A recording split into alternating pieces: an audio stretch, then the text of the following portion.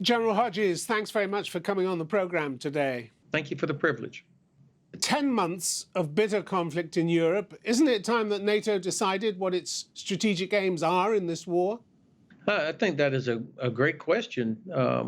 We've talked about the importance of making sure that Ukraine does not lose, that Russia does not win, but it seems to me that we have stopped short of declaring exactly what the final strategic objective is, which should be total restoration of Ukrainian sovereignty over all of its territory, including Crimea, return of deported Ukrainians, especially the 200,000 Ukrainian children who have been kidnapped and taken to Russia. Those kind of things should be clarified. And why aren't they being clarified?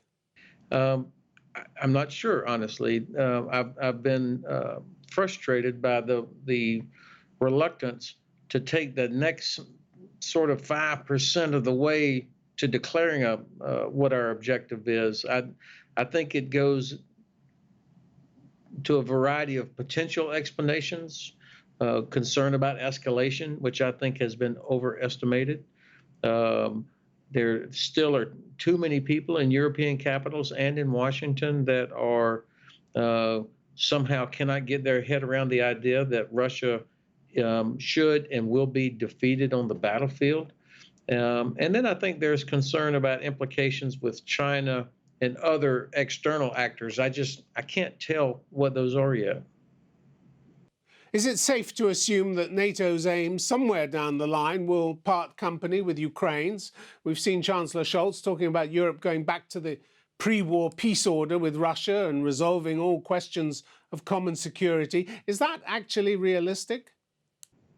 It's hard to imagine that we would get back to business as usual with Russia anytime soon. Certainly not with the current leadership that's in place and most of the other sort of well-known faces there in the Kremlin.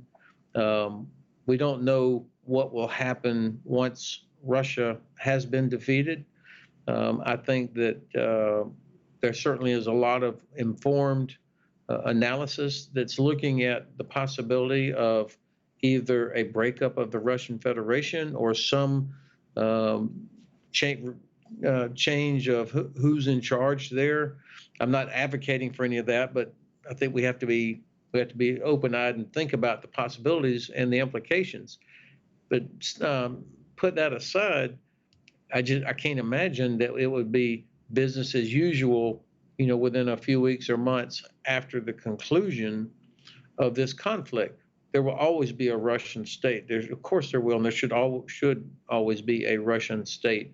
And we will need to work with them for all the big issues that are important to us now. But I think the emphasis needs to be on protecting the international rules-based order, which includes respect for boundaries, respect for international law, respect for human rights. And we also need to focus on getting Ukraine back up on its economic feet, because we need to get the millions of refugees back home to Ukraine. And we also need to help Ukraine start producing grain and exporting grain again that is needed for millions of people in Africa and Asia. But there can't be any sort of backslapping and shaking of hands and saying, let bygones be bygones. There are war crimes to consider, and there's the issue of reparations as well.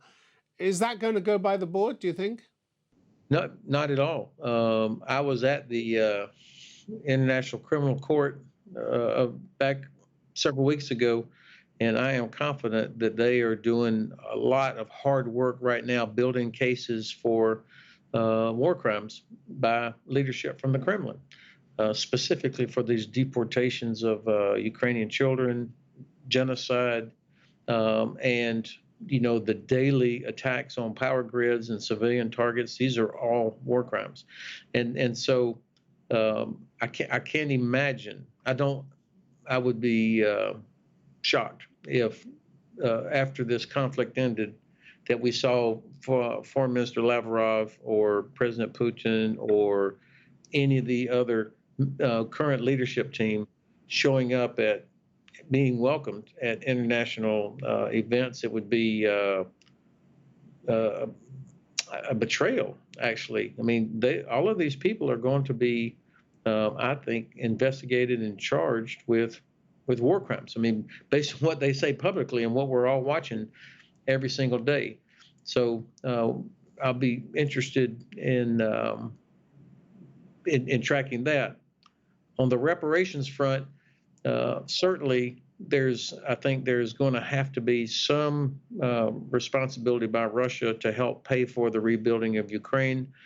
But I always have a little bit of a problem with reparations, because usually, as we saw after the First World War and the Second World War and in other wars, those reparations can have a negative side as well. The fact that Poland today is asking for 1.3 trillion euro reparations from their NATO and EU partner Germany is a manifestation of that. So I'm more focused on the war crimes than I am on reparations, but certainly Russia would have to bear some of the costs for rebuilding Ukraine. General Hodges, how long can the West go on supporting Ukraine at current levels?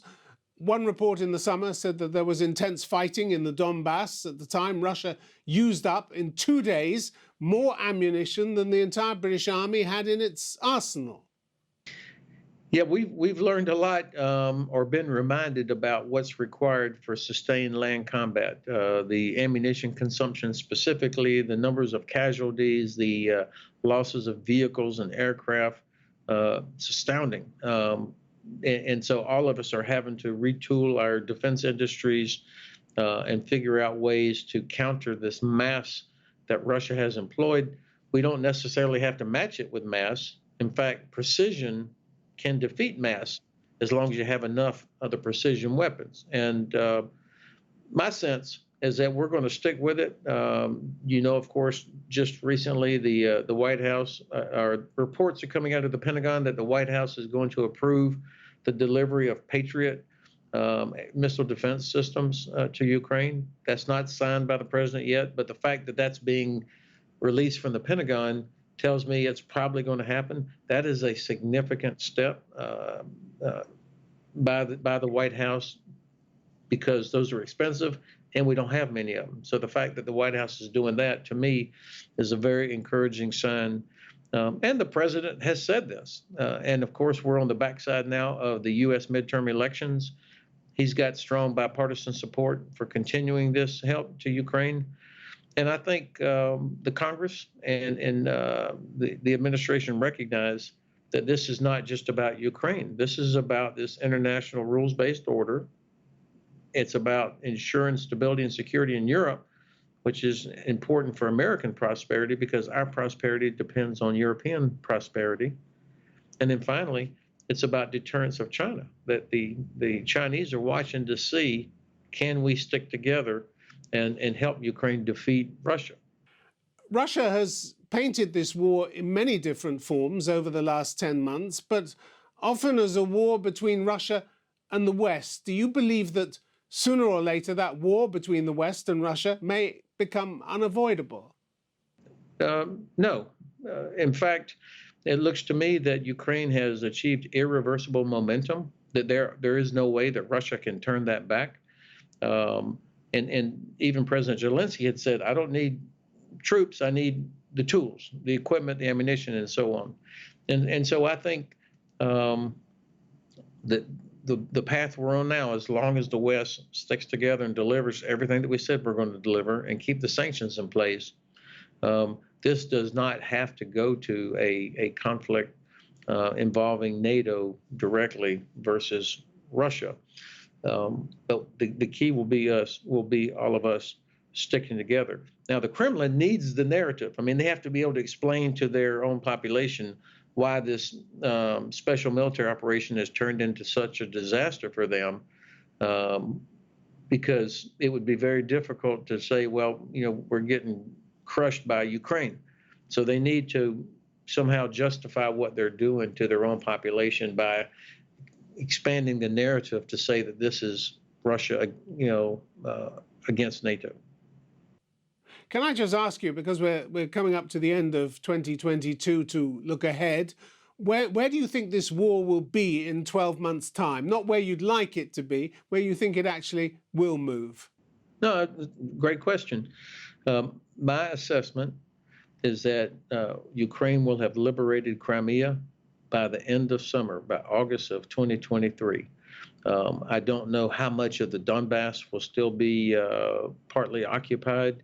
I think that most of the people that live in those so-called separatist territories actually would prefer to be part of Ukraine versus Russia.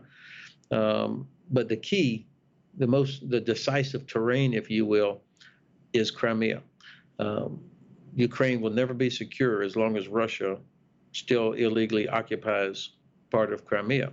So I believe that by the end of summer, Ukraine will have achieved that. It's too early to plan a victory parade, but there certainly is going to be many months of hard fighting between now and then. The Russians will continue to go after civilian targets in hopes of extending this conflict for the purpose of causing us to lose our will, but I don't think that's going to happen. We know that war is a test of will, and clearly the Ukrainian soldiers and Ukrainian people have superior will to the Russian population and Russian soldiers. So it's a matter of logistics. And the Russian logistics system is very fragile. It's under enormous pressure.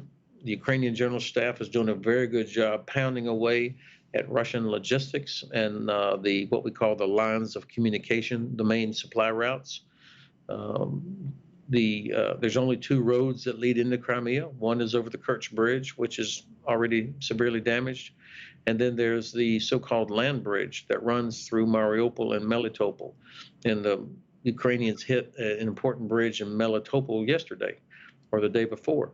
So they're already damaging, disrupting the two land routes that lead into Crimea. And to me, Crimea increasingly looks like a trap for Russian forces.